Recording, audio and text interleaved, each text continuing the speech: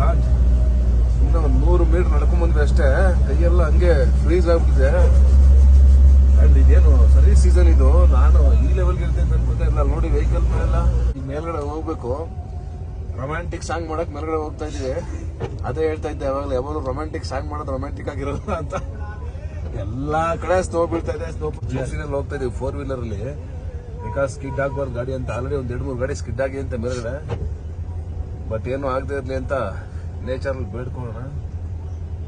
ನೆನ್ನೆ ಈ ಜಾಗದಲ್ಲಿ ಶೂಟಿಂಗ್ ಮಾಡಿದ್ವಿ, ಏನೂ ಇರಲಿಲ್ಲ. ಇವಾಗ ನೋಡಿದ್ರೆ ಏನ್ ಎಲ್ಲಿ ನೋಡಿದ್ರು ಕುಡಿ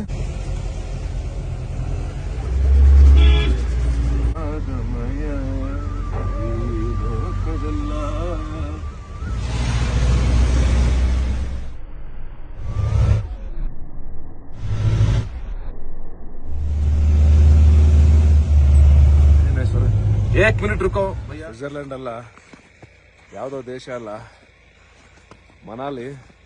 ನಾವು ಬಂದಿರೋದು ಪರ್ಫೆಕ್ಟ್ ಸೀಸನ್ ಶೂಟಿಂಗ್ಗೆ. ಮ್ಯಾಟ್ನಿ ಸಿನಿಮಾದ ಒಂದು ಸಾಂಗ್ ಶೂಟ್ ಮಾಡ್ತಾ ಇದೀವಿ, ನಾನು ಮತ್ತು ಅದಿತಿ ಪ್ರಭುದೇವ. ನಾನು ನಿಮ್ಗೆ ಇದನ್ನು ತೋರಿಸ್ಬೇಕು ಅಂತ ಆ್ಯಕ್ಚುಲಿ ವಿಡಿಯೋ ಮಾಡಿದ್ದು. ಜಸ್ಟ್ ವಾವ್, ಓ ಮೈ ಗಾಡ್, ನೋಡ್ರಿ ಇದು ಸ್ವರ್ಗ.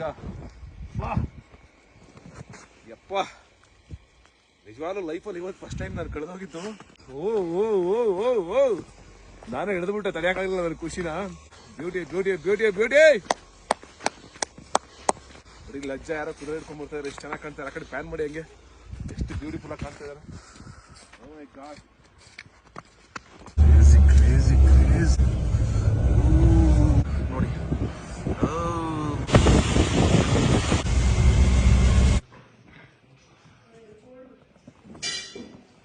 Romantic song. ಈ ಸಮಯ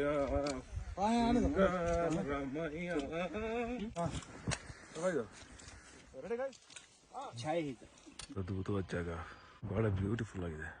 ಮ್ಯಾಟ್ನಿ ಶೂಟಿಂಗು ಮುಗಿಸಿ ನಾಳೆ ಬೆಂಗಳೂರು ಕಡೆ ಪ್ರಯಾಣ. ಬೆಳಗ್ಗೆಯಿಂದ ಹಿಮ ಸುರಿತಾನೆ ಇತ್ತು, ಬಟ್ ಇವಾಗ ಕಾಮ್ ಆಗಿದೆ. ಎಷ್ಟು ನೋಡಿದ್ರು ಸಾಲದು, ಎಷ್ಟು ಇದ್ರೂ ಸಾಲದು, ಮುಗಿಯೋದೇ ಇಲ್ಲ ಈ ಹಾದಿ. ಬ್ಯೂಟಿಫುಲ್ ಆಗಿದೆ.